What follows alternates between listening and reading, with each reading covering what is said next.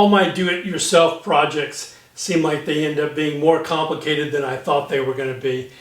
And in this case, on my 2012 Tohatsu 9.8 MFS A3, I was pulling the prop to do some maintenance.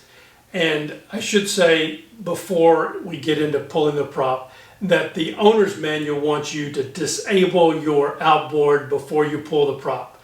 They're worried about you really injuring yourself. So if you have an electric start, they want you to make sure that you have the key in the off position and that you disconnect the spark plug wires and you have it in neutral. If it's a pull start, they want you to make sure that you have it in neutral and that you have the start cord or kill cord off, disengaged, so the motor can't possibly start. Anyway, the process to pull the prop is very easy.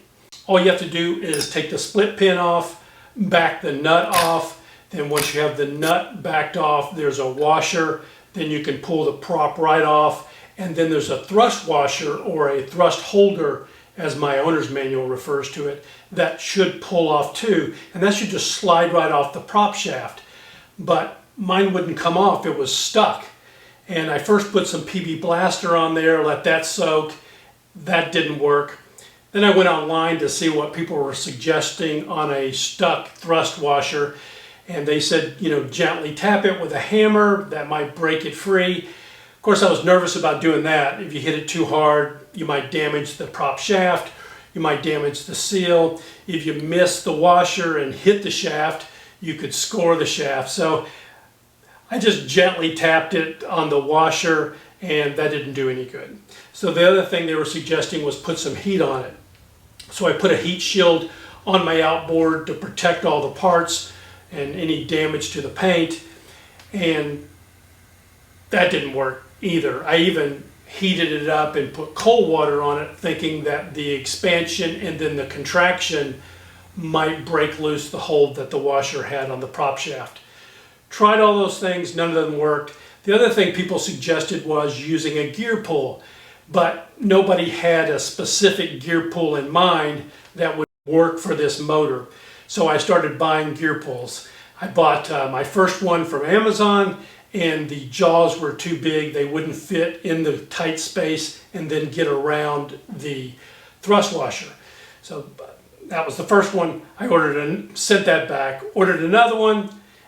The jaws were too big, sent that one back. Then I went to a local parts store, found one that I thought might work, tried that one, that didn't work, sent that back. The last one that I ordered from Amazon was the most expensive one, as is always the case. But the last one that I ordered had tapered jaws. So the jaws are really thick and heavy duty, so when you're using it, the jaws aren't going to bend. But the ends of the jaw, where they clamp around the object, are tapered, so they're much thinner at this point right here. So that's exactly what I needed. And this fit perfectly in the space on my outboard. And just a few minutes of using this and I had it off. And of course, that's always the case, right? The right tool makes the difference. And if I'd had this tool from the beginning, this gear pull, I would have spent all my time using all the other methods of trying to get this thing off. I ordered a replacement thrust washer, and it's supposed to be a Tohatsu OEM part. It looks a little different than the original in that the original had what I think is a stainless steel ring on it, and the replacement did not.